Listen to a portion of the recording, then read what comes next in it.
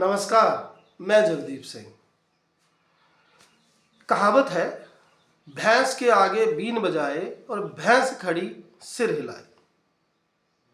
तो जनाबे हाजरीन, मौजूदा समय में इस देश की तमाम भैंसें भी सिर हिला रही हैं, क्योंकि सिवाय जुगाली करने के और दूध देने के उन्हें और कुछ तो आता नहीं।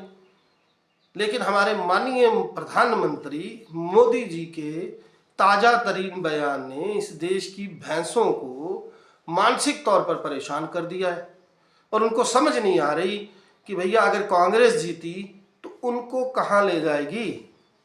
वैसे आंकड़े बताते हैं जो संबंधित महकमे के हैं कि इस मुल्क में करीब 11 करोड़ भैंसें हैं। इससे कम ज़्यादा हो सकती हैं। ठीक वैसे ही जैसे अकबर ने बीरबल से पूछा था कौओं के संदर्भ में, तो उसने गिनती बता दी। अब ज़्यादा होंगे तो भैया बाहर से आ गए, कम होंगे तो यहाँ से बाहर चले गए। तो चलिए, लेकिन इतना तो है कि गिनती करोड़ों में है। तो अगर हम 11 करोड़ को ही फिगर मान ले तो जनाब ये बता दें कि कांग्रेस यानी हम लोग 5-5.5 करोड़ भैंसों का करेंगे क्या। इतना बड़ा तबेला कहाँ है हमारे पास। हैरत होती है।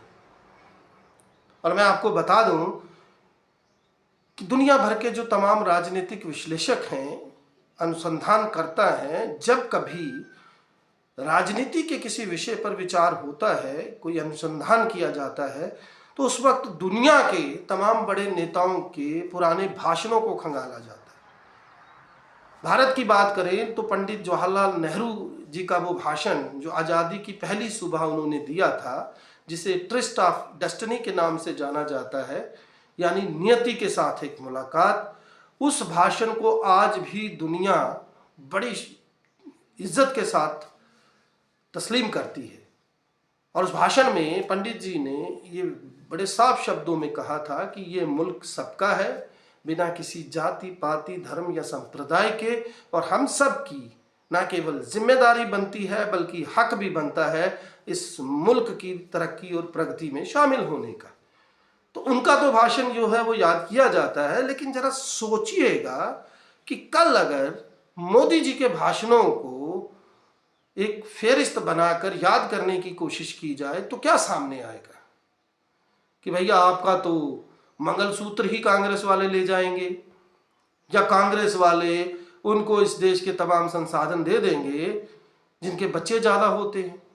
यद्यपि वहाँ पर भी जब आंकड़े आए तो मुस्लिम समाज के बच्चे जो हैं उनका जो बर्थ रेट है वो बाकी समुदायों से कम है। और अब तो हद ही कर दी, अब तो बात भैंसों पर आ गई है।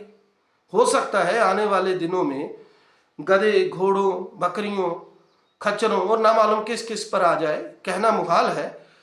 लेकिन जब अगर मोदी जी के बयान की बात चली है तो चूंकि मैं जम्मू कश्मीर से हूँ, तो जो यहाँ भाजपा के प्रदेश अध्यक्ष हैं रविंदर रैना, उनको कैसे भूला जा सकता है। वैसे तो वो जहाँ जब कभी किसी सभा में जाते हैं तो वहाँ गाना बजाना नहीं भूलते। ये बात अलग है कि उनको भाजपा वाले लाख कहने के बावजूद हमारे कोई ढोलकी, तबला, बाजा कुछ देते नहीं है, हालांकि वो गाते बड़ा अच्छा है। अब उन्होंने एक बयान पिछले दिनों दे दिया था और बड़ी खन ठोक कर कहा था कि जनाब जहाँ जहाँ से हमारे गुज्जर बकरवाल समाज जो खाना बदोश समाज है उनकी भेड़ बकरियां निकल जाएंगी, वो जगह उनकी हो गई। और इतना ही नहीं, ये बयान देते हुए उन्होंने अपनी ही पीठ थपथपाते ये कहा कि भाई मेरे से पहले महबूबा मुफ्ती रही, फारूक अब्दुल्ला साहब रहे, उमर अब्दुल्ला रहे, किसी ने भी ऐसा बयान नहीं दिया। तो भाई बात सही है, आप जिस तरीके के बयान ऊल जलूल वाहियात, और मैं कहूँ कि ऐसे बयान जिनका कोई सिर पैर नहीं होता, जिनका कोई मतलब नहीं होता, वो देते हैं, तो आप कैसे तवक्को करते हैं कि बाकी तमाम नेता भी वैसे बयान दें। और वैसे भी हमारा ये जो खाना बदोश समाज है ये सर्दियों में जम्मू के मैदानी इलाकों में आ जाता है और गर्मियों में यहाँ से पहाड़ी इलाकों में चला जाता है। तो बकौल रविंदर रैना इस हिसाब से तो जहाँ जहाँ से उनके मवेशी गुजरें तो पूरा जम्मू कश्मीर उनका होना चाहिए। तो इस तरीके के बयान तो हमारे भारतीय जनता पार्टी के तमाम नेता दे रहे हैं, लेकिन जब बात मोदी जी की हो तो दुख भी होता है, हैरत भी होती है, संशय भी होता है। ये सच है कि लोकसभा चुनाव के 2 चरणों का चुनाव संपन्न हो चुका है। इलेक्शन कमीशन ने डाटा जो है वो बहुत देर बाद जारी किया, जो कि इस देश में पहली मर्तबा हुआ। और जो डाटा भी जारी किया उस डाटे में भी कुल पड़े वोटों को नहीं बताया, औसत बता दिया। तो ये बहुत गंभीर सवाल है। इसके साथ साथ आप जो सूरत में हुआ, इंदौर में हुआ, खजुराहो में हुआ, वो पूरे देश ने देखा। फिर किस तरीके से इलेक्शन कमीशन को बनाया गया, कैसे इलेक्शन कमिश्नर्स की अपॉइंटमेंट की गई, कैसे सीजीआई को बाहर का रास्ता दिखाया गया, ये तमाम बातें जो हैं ये देश देख रहा है और सुन रहा है। मोदी जी के वो तमाम बयान जिनका कोई आधार नहीं, कोई मतलब नहीं।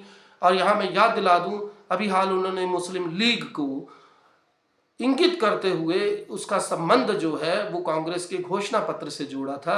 यद्यपि सच ये है कि कांग्रेस के घोषणा पत्र में कहीं पर भी मुस्लिम लीग का कोई जिक्र नहीं था, यहाँ तक कि हिंदू मुस्लिम शब्द का भी जिक्र नहीं था। तो इस तरीके से मोदी जी के कड़ी दर कड़ी बोले गए झूठ जो है वो निश्चित तौर पर हमारे देश, हमारा समाज, हमारे देश के हर उस नागरिक को जो जागरूक है, टीवी अखबार पढ़ता है, सुनता है, गोदी मीडिया को छोड़कर, तो उसे समझ में आ रहा है कि आखिर इतना झूठ इतने धड़ल्ले से मोदी जी कैसे और क्यों बोल रहे हैं। उन्होंने तो अपने मित्र डोनाल्ड ट्रंप का रिकॉर्ड भी तोड़ दिया, जो वहां की एक स्थानीय अखबार के अनुसार कई हजार झूठ जो हैं अपने पिछले कार्यकाल में बोल चुके हैं। तो मोदी जी के इस झूठ पर आज इतना ही। बस ये जरूर कहूंगा कि इस देश की भैंसें परेशान हैं और मैं गुजारिश करूंगा कि मोदी जी जरा ये भी हमें बता दें कि जिस तरीके से उन्होंने ये बयान दिया है तो इन भैंसों का आखिर हम करेंगे क्या और रखेंगे कहाँ। और आखिर कांग्रेस जो गरीबी की बात करती है, बेरोजगारी की बात करती है, महिलाओं को 1 लाख रुपया प्रतिवर्ष देने की या पहली नौकरी पक्की की बात करती है, वो आखिर इन भैंसों का क्या करेगी, फैसला आपने करना है। आज के लिए इतना ही, दीजिए इजाजत, नमस्कार, शब खैर।